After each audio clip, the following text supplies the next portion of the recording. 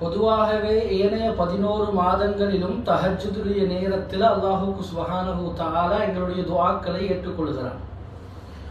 குறிப்பாக விசேஷமாக தஹஜ்ஜுடைய நோன்புடைய தஹஜ்ஜுடைய நேரம் மிக முக்கியமான நேரம். அதில் நாங்கள் பெற்றோர்கள் எங்களுடைய குழந்தைகள் எல்லாமே எழும்பி அந்த நேரத்தில் நாங்கள் எல்லாம் உட்கார்ந்து ஒரு 3 மணிக்கு இஸ்திக்ஃபார் செஞ்சு அல்லாஹ்விடத்தில் துஆ செஞ்சா எங்களோட 11 அடுத்த மாசத்துடைய தேவைகளையும் நிச்சயமாக அல்லாஹ் பூர்த்தி செய்வான். அது எவ்வளவு கடினமான தேவையாக இருந்தாலும் சரி. ஹீன யப்கா சுல்சுல் லைலில் அஹீர், இரவுடைய 3ல் ஒரு பகுதி மீதமாக இருக்கும் பொழுது சொன்னார்கள் ஸல்லல்லாஹு அலைஹி வஸல்லம் இந்த ஹதீஸுல் குத்ஸியில், அல்லாஹ்வுக்கு ஜல்ல ஜலாலுஹு முதலாவது வானத்துக்கு அல்லாஹ் இறங்குகிறான்.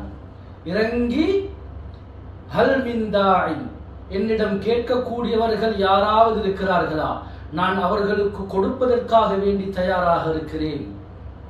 ஹல் மின் முஸ்தக்ஃபிரின், பாவ மன்னிப்பு தேடக்கூடியவர்கள் யாராவது இருக்கிறார்களா, அவர்களுடைய பாவங்களை மன்னிப்பதற்கு நான் பார்த்து கொண்டிருக்கிறேன்.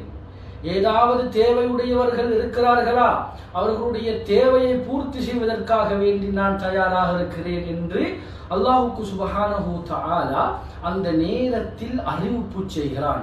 மிக முக்கியமான நேரம், இதை நாம் ஒருபொழுதும் மறந்துவிடக் கூடாது.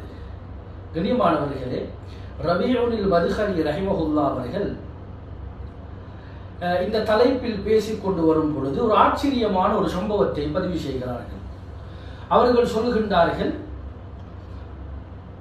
சவுதி நாட்டில் ஒரு வறுமை கோட்டுக்கு கீழால கஷ்டமான ஒரு குடும்பம் வாழ்ந்து வருகின்றார்கள். பெற்றோர்கள், வயது முதிர்ந்தவர்கள், 5 பெண் குழந்தைகள் இருக்கிறார்கள். 5 பெண் குழந்தைகள் இருந்தால் எப்படி யோசனையாக இருக்கும்? இவர்களுக்கு நகை செய்ய வேண்டும், ஆடை வாங்க வேண்டும், இவர்களை நல்ல முறையில் திருமணம் முடித்து கொடுக்க வேண்டும் என்ற பெற்றோர்களுடைய யோசனை இப்படியாக வாழ்ந்து கொண்டிருக்கும் பொழுது திடீரென தாய் மரணித்து விட்டாள். தாய் மரணித்ததன் பின்னால் இப்பொழுது தந்தைக்கு யோசனை, வருமானமும் இல்லை, வீடு மாத்திரம்தான் இருக்கிறது, இப்பொழுது என்ன செய்வது என்று யோசித்துக் கொண்டிருக்கும் பொழுது ஊரிலே இருக்கக்கூடிய மிகவும் வசதி படைத்த செல்வந்தர்களுடைய 4 குழந்தைகள், ஆண் குழந்தைகள் வருகின்றார்கள். நாம் இந்த உங்களுடைய 4 குழந்தைகளையும் திருமணம் முடித்துக் கொள்கிறோம், பெண் குழந்தைகளை. இப்பொழுது தந்தைக்கு பெரிய ஒரு பாரம் இறங்கிய மாதிரி இருக்கிறது. அதில் 5 சகோதரிகளில் மூத்த சகோதரி சொல்கிறார், இருக்கக்கூடிய 4 பேரையும் நீங்கள் தந்தையை திருமணம் செய்து கொடுங்கள், நான் திருமணம் முடிக்கவில்லை, நான் உங்களோடு இருக்கிறேன், ஆனால் பின்னால காலத்தில் நீங்கள் இல்லாததன் பின்னால் நான் பின்னால் காலத்தில் திருமணம் முடித்துக் கொள்கிறேன்.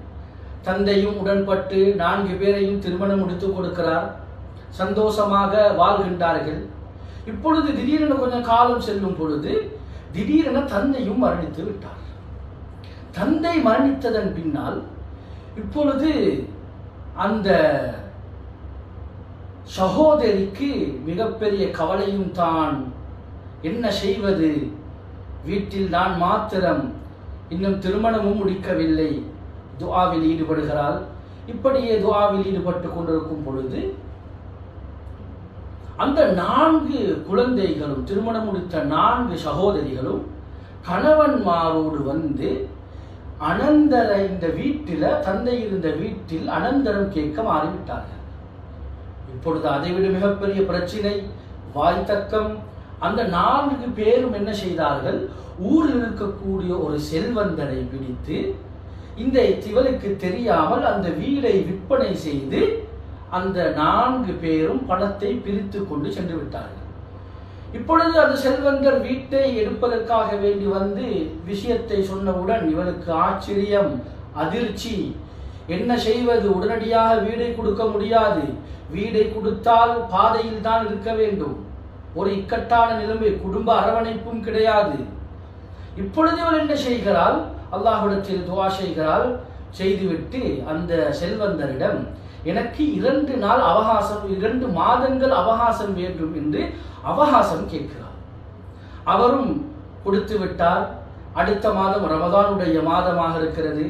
ரமதானுடைய காலத்தில் 3 மணிக்கு தஹஜ்ஜுடைய நேரத்தில் எழும்பி சுஜூதில் இஸ்திக்ஃபார் செய்து அல்லாஹ்விடத்தில் மன்றாட ஆரம்பிக்கிறார். நோன்பு முழுமையாக துஆ செய்தால் அல்லாஹு தஆலா கபூலியத்துடைய பல அடையாளங்களை அல்லாஹ் வெளிப்படுத்தினான். ரமதானுடைய காலம் முடிகிறது.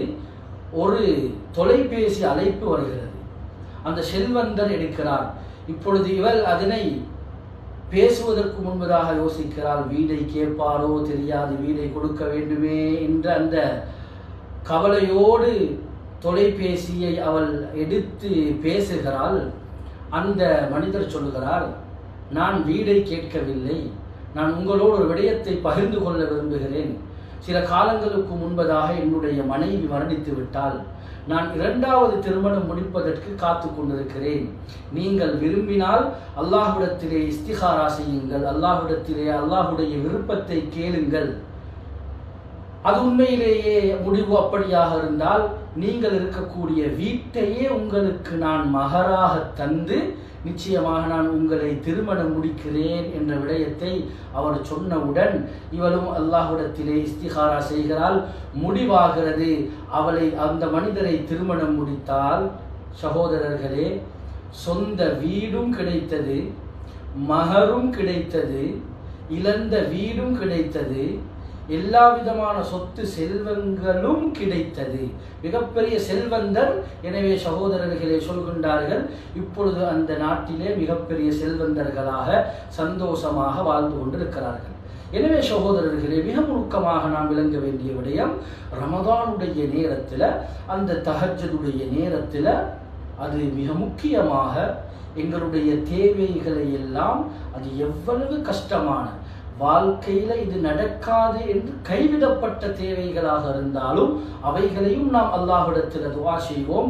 நிச்சயமாக அல்லாஹுக்கு சுப்ஹானஹு தஆலா இந்த நேரத்தை நாம் அழகாக பயன்படுத்தும் பொழுது அப்படியாப்பட்ட விடயங்களை தக்க வைத்துக் கொள்ளக்கூடிய நல்ல சந்தர்ப்பங்களை அல்லாஹ் எங்களுக்கு ஏற்படுத்தி தருவான். யா ஹய்யு யா கய்யூம் பிரஹ்மதிக அஸ்தகீஸ் என்ற வார்த்தையை இந்த நேரத்தில், தஹஜ்ஜுடைய நேரத்தில் நாம் அதிகமாக சொல்லும் பொழுது அல்லாமா இப்னு தைமிய்யா ரஹிமஹுல்லாஹ் அவர்கள் சொல்கின்றார்கள், அஅதாஹுல்லாஹு, அல்லாஹ் எந்த அளவுக்கு கொடுப்பான்டா, மினத் தம்கீனி மா லா யஅலமு,